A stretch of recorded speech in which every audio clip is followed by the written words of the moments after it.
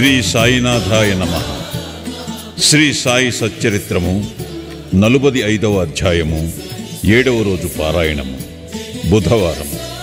కాకాసాహెబ్ సంశయము, ఆనందరావు దృశ్యము, కొయ్యబల్ల మంచము. గత 3 అధ్యాయములలో బాబా దివంగతులొకట గూర్చి చెప్పితిమి. వారి భౌతిక శరీరము మన దృష్టి నుండి నిష్క్రమించెను కాని వారి అనంత స్వరూపము లేదా సాయి శక్తి ఎల్లప్పుడూ నిలిచియేయుండును.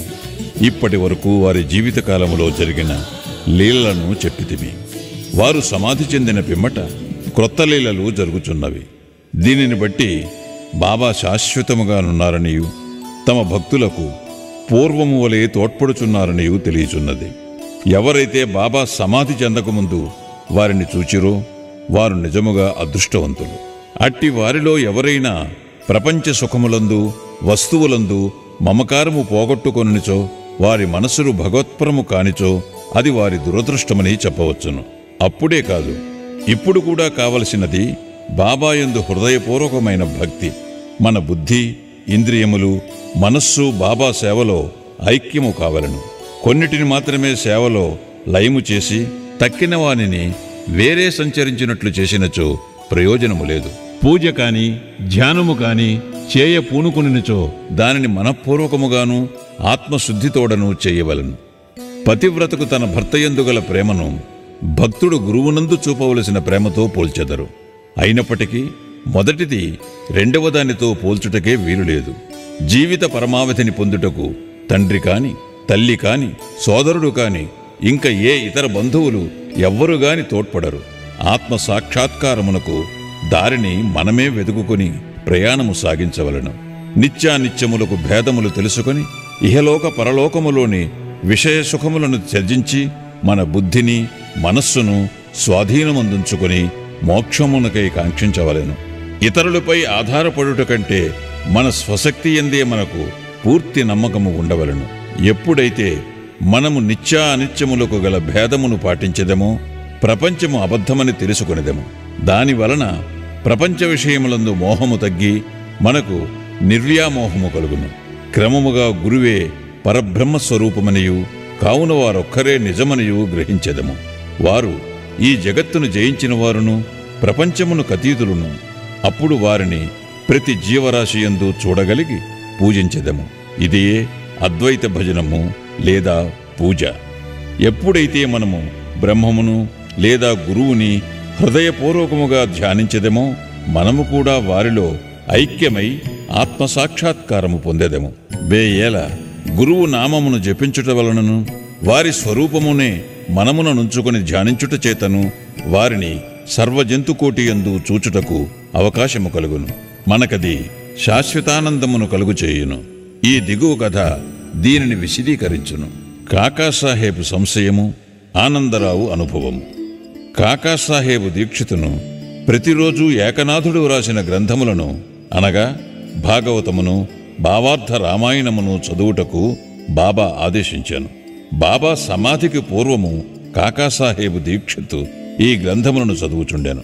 బాబా సమాధి చెందిన తరువాత కూడా అట్లే చేయుచుండెడివాడు. ఒకనాడు ఉదయము బొంబాయి చౌపాటీలో ఉన్న కాకా మహాజని ఇంట్లో కాకాసాహెబ్ దీక్షిత్ ఏకనాథ భాగవతమును చదువుచుండెను. శ్యామ, కాకా మహాజని కూడా అతట నుండి శ్రద్ధతో భాగవతమును వినుచుండేరి. దీక్షిత్ ఏకాదశ స్కంధములోని ద్వితీయాధ్యాయమును చదువుచుండెను. అందు వృషభ కుటుంబములోని నవనాథులు లేదా సిద్ధులగు కవి, హరి, అంతరిక్ష, ప్రబుద్ధ, పిప్పలాయన, అవిర్హోత్ర, ద్రుమిళ, చమన్ మరియు కరభాజనులు భాగవత ధర్మసూత్రములను జనక మహారాజుకు చెప్పుచుండెరి. జనకుడు నవనాథులను ముఖ్యమైన ప్రశ్నలు కొన్ని అడిగెను. వారొక్కొక్కరు సంతృప్తికరమైన సమాధానములిచ్చిరి. అందులో మొదటివాడుగు కవి భాగవత ధర్మమును బోధించెను.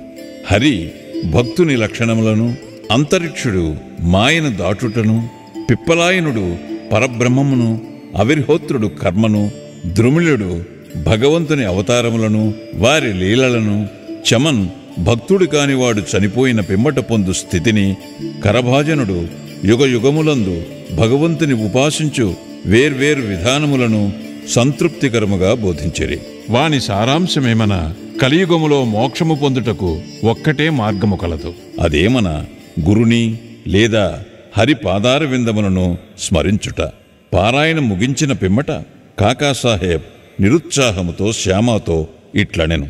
నవనాథులు భక్తి విషయమే చెప్పినది ఎంత అద్భుతముగానున్నది. దానిని ఆచరించుట ఎంత కష్టము.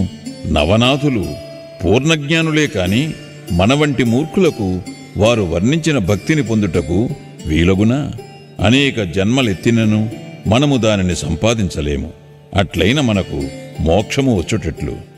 కాబట్టి అట్టి దానిని మనం ఆశించరాదని తెలియచున్నది. కాకాసాహెబు నిరుత్సాహము, నిరాశలు శ్యామ ఇష్టపడలేదు. వెంటనే అతడు ఇట్లనెను. ఎవరైతే వారి అదృష్టవశముచే బాబా వంటి ఆభరణమును పొందిరో అట్టివారు నిరాశ చెంది ఏడ్చుట విచారకరమైన సంగతే.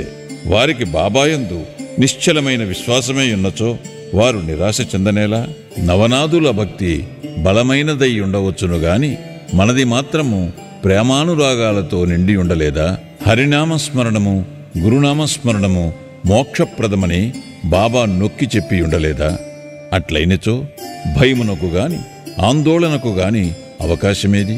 శ్యామా చెప్పిన సమాధానముతో కాకాసాహెబ్ సంతుష్టి చెందలేదు.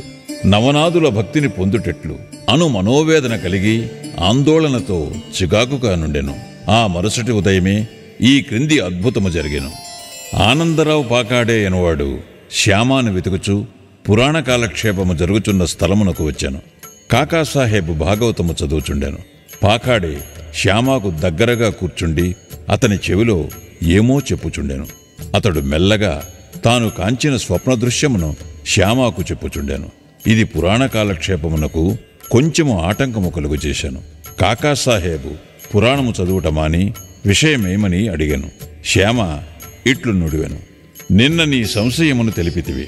దానికి సమాధానము ఇదిగో. బాబా పాఖాడేకు చూపిన స్వప్న దృశ్యమును వినుము. రక్షకమైన భక్తి కాక వేరేదియూ దీనిని సాధించలేదు. గురుని పాదములు భక్తితో ధ్యానించిన చాలును అని బాబా నొక్కి చెప్పియున్నారు. అందరూ ముఖ్యముగా కాకాసాహెబు ఆ దృశ్యమును వివరముగా వినగోరిరు. వారి కోరిక ప్రకారము పాఖాడే ఆ దృశ్యమును ఈ క్రింది విధముగా చెప్పనారంభించెను. లోతైన సముద్రములో నడుము వరకు దిగి అచ్చట నిలచితిని. హఠాత్తుగా అచ్చట సాయిబాబాను చూచితిని. రత్నములు తాపిన చక్కని సింహాసనముపై బాబా కూర్చునియుండెను. వారి పాదములు నీటిలో నుండెను. బాబా స్వరూపమును చూచి మిగుల ఆనందించితిని. అది నిజము వలె నుండినే కాని స్వప్నము వలె కానరాకుండెను. దానిని నేను స్వప్నమని అనుకొనలేదు. మాధవరావు కూడా అచ్చట నిలిచియుండెను. శ్యామ, ఆనందరావు, బాబా పాదములపై పడుము అని సలహానిచ్చాను. నాకు కూడా నమస్కరించవలననియే ఉన్నది. కాని వారి పాదములు నీటిలోనున్నవి కనుక నా శిరస్సును వారి పాదములపై ఎట్లుంచగలను? నేను నిస్సహాయుడను అని నేనంటిని. అది విని అతడు బాబాతో ఇట్లనెను. ఓ దేవా, నీటిలో ఉన్న నీ పాదములను బయటికి తీయుము.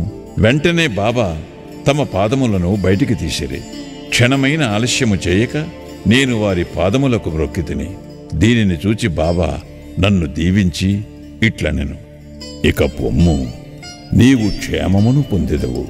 భయము కాని ఆందోళన కాని అవసరము లేదు. శ్యామాకు పట్టుపంచె ఒకటి దానము చేయుము. దానివల్ల మేలు పొందెదవు. బాబా ఆజ్ఞానుసారము పాఖాడే పట్టుదోవతిని తెచ్చెను. మాధవరావుకు ఇవ్వవలసినదని కాకాసాహెబును వేడెను. శ్యామ అందుకు ఒప్పుకొనలేదు. ఏలన బాబా తనకు అట్టి సలహా ఇవ్వలేదు కనుక. కొంత వివాదము జరిగిన పిమ్మట కాకాసాహెబు చీట్లు వేసి తీసుకునుటకు సమ్మతించెను. సంశయ విషయములందు చీటి వేసి సంశయమును తీర్చుకొనుట కాకాసాహెబు స్వభావము. పుచ్చుకొనుము, నిరాకరించుము అను 2 చీటీలు రాసి బాబా పాదుకల వద్ద పెట్టిరి. ఒక బాలునితో అందులో ఒక దానిని తీయించిరి. పుచ్చుకొనుము అను చీటిని ఎంచుటచే మాధవరావుకు ధోవతి ఇచ్చిరి. దానిని శ్యామ అంగీకరించాను. ఇద్దరును సంతుష్టి చెందిరి. కాకాసాహెబు సంశయము తీరిను. ఇతర యోగుల మాటలను కూడా గౌరవించవలసినదని ఈ కథ ప్రబోధించుచున్నది. కాని మన తల్లియగు గురువునందు పూర్ణమైన భక్తి విశ్వాసములు ఉండవలను. వారి బోధల ప్రకారము నడువవలను. ఎందుకనగా మన కష్టసుఖములు ఇతరుల కంటే వారికే బాగుగా తెలిసియుండును. నీ హృదయ పలకమందు బాబా చెప్పిన ఈ దిగువ పలుకులను చెక్కుము. ఈ లోకములో అనేక మంది యోగులు కలరు, కాని మన గురువు అసలైన తండ్రి. ఇతరులు అనేక సుబోధలు చేయవచ్చును, కాని మనము మన గురువు యొక్క పలుకులను మరువరాదు. వేయేలా హృదయపూర్వకముగా నీ గురువును ప్రేమించుము. వారిని సర్వస్వ శరణాగతి వేడుము. భక్తితో వారి పాదములకు మ్రొక్కుము. అట్లు చేసినచో సూర్యుని ముందు చీకటి లేనట్లు నీవు దాటలేని భవసాగరము లేదు. కొయ్యబల్ల మంచము బాబాదే, మహల్సాపతిది కాదు. బాబా షిరిడీకి చేరిన కొద్ది కాలమునకే 4 మూరల పొడవు 1 జానెడు వెడల్పు గల కొయ్యబల్ల మీద 4 చివరల 4 దీపపు ప్రమిదలు పెట్టి దానిపై పండుకునివారు. కొన్నాళ్లు గడిచిన పిమ్మట బాబా దానిని విరిచి ముక్కలు చేసి పారవేశాను. ఒకనాడు బాబా దాని మహిమను కాకాసాహేబుకు వర్ణించి చెప్పుచుండెను. ఇది విని అతడు బాబాకిట్లనియే, మీకింకనూ కొయ్యబల్లయందు మక్కువ ఉన్నచో ఇంకొక బల్ల మీ కొరకు మసీదులో వ్రేలాడవేసేదను. దానిపై మీరు సుఖముగా నిద్రించవచ్చును. అందుకు బాబా ఇట్లనెను, మహల్సాపతిని దిగువ విడిచి నేనొక్కడినే పైన పండుకొనుటకిష్టము లేదు. కాకాసాహేబు ఇట్లనెను, మహల్సాపతి కొరకు ఇంకొక బల్లను తయారు చేయించెదను. బాబా, అతడెట్లు బల్లపై పరుండగలడు? బల్ల మీద అంత ఎత్తున పడుకొనుట సులభమైన పని కాదు. ఎవరు మిక్కిలి పుణ్యవంతులో వారే పండుకొనగలరు. ఎవరైతే కండ్లు తెరచి నిద్రించగలరో వారికే అది వీలగును. నేను నిద్రపోవునప్పుడు మహల్సాపతిని నా ప్రక్కన కూర్చుండి తన చేయి నా హృదయముపై నుంచమనెదను. అచ్చటు నుండి వచ్చు భగవన్నామస్మరణమును వినుమనెదను. నేను పండుకొనినచో నన్ను లేవగొట్టుమనెదను. దీనినే అతడు నెరవేర్చలేకున్నాడు.